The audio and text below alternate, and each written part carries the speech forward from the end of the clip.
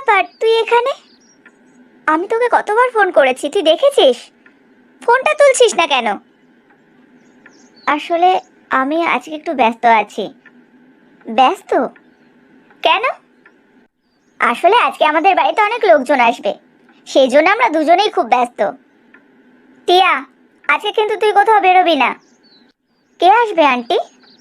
ও তুই চিনবি না, আমাদের অনেক দূরের আত্মীয়। আমি তোর কাছে একটা কথা জানতে এসেছিলাম। ও, সেই ব্যাপারে? আসলে তোকে কিছু বলতে হবে না, আমি বলছি। দেখ পায়েল, তোরা এটা তো মানিস তোরা যেটা করেছিস সেটা ভুল করেছিস।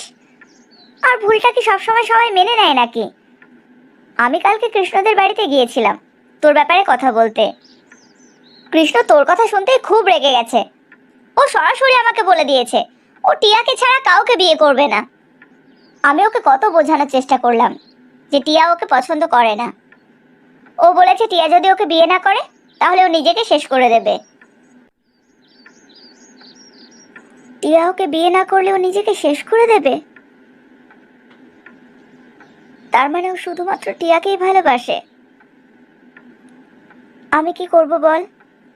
আমি তো চেয়েছিলাম কৃষ্ণর সঙ্গে তোরই বিয়ে হোক, কিন্তু কৃষ্ণ তোকে বিয়ে করতে চায় না। টিয়া, আজকে কিন্তু অহেতুক কথা বলে সময় নষ্ট করিস না, অনেক কাজ আছে। চল আমার হাতে হাতে সাহায্য করে দিবি। হ্যাঁ মা, চলো।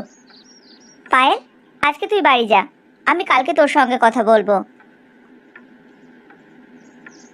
কি হয়েছে? আজকে আবার অত টেনশন কিসের? তোর ছোটবেলার ইচ্ছে আজকে পূরণ হতে যাচ্ছে। দুদিন রাগ করেছিলিস টিয়া খারাপ ব্যবহার করেছিল ভেবে।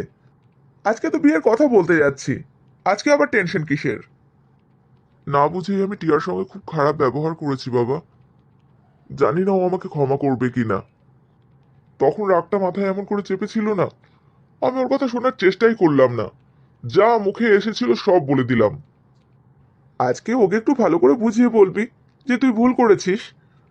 ও যদি সত্যিই তোকে ভালোবেসে থাকে তাহলে তোর ওপরে একটুও রাগ করবে না। আমি জানি বাবা, ও আমাকে খুব ভালোবাসে। তাহলে আবার ভয় কিসের? ভয় না, আমার নিজের উপরেই রাগ হচ্ছে। আমি কি করে টিয়ার সঙ্গে ওইভাবে কথা বললাম সেই ভেবে।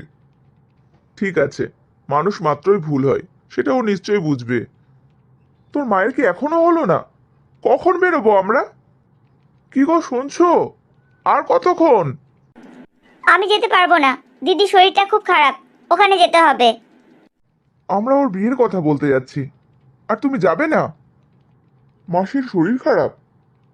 তাহলে তোমরা ওদের বাড়ি চলে যাও, আমি মাসির কাছে চলে যাচ্ছি। তার দরকার নেই, তুই বরং ওদের বাড়িতে যা। আমি দিদির কাছে যাচ্ছি, সেরকম হলে তোকে ডেকে নেব। তোর মা ঠিকই বলেছে, চল আমরা দুজনেই যাই। ওদেরকে যখন কথা দিয়েছি, কথাটা তো রাখতে হবে। আচ্ছা ঠিক আছে, চলো তাহলে। মা আর বাপিকে আমি কি বলবো? ভুলটা আমারই, এরকম একটা অচেনা মানুষকে আমার ভালোবাসা উচিতই হয়নি। ও তো প্রথম থেকেই বলে আসছে ও টিয়াকে ভালোবাসে, তবু যে কেন আমি ওকে ভালোবেসে ফেললাম কে জানে। এখন আমি ওর না বলাটাও সহ্য করতে পারছি না। পায়েল তো অনেকক্ষণ হলো গেছে, এখনো আসছে না কেন বলো তো? ওহ, তোমার মেয়েকে চেনো না নাকি? বান্ধবীকে পেয়ে গল্প করতে শুরু করেছে। কি হলো না হলো, আমার তো খুব চিন্তা হচ্ছে। তুমি কি ঠিক করে নিয়েছো নাকি যে ওই ছেলেটার সঙ্গে মেয়ের বিয়ে দেবে? যদি ছেলে ভালো হয় তাহলে না দেওয়ারই বা কি আছে। আর তাছাড়াও আগে আমি খোঁজ খবর নেব, তারপরেই যা কিছু করার করব। আমিও সেটাই বলছি, হুট করে মেয়ের কথা রাজি হওয়ার দরকার নেই। আগে ছেলেটার ব্যাপারে ভালো করে খোঁজ খবর নাও, তারপর দেখা যাবে। তার আর দরকার নেই মা, ও আমাকে বিয়ে করতে চায় না। ও টিয়াকে ভালোবাসে, তাই টিয়াকেই বিয়ে করবে। তোমরা আর আমাকে নিয়ে চিন্তা করো না, আমি এখন কোনো বিয়ে করছি না।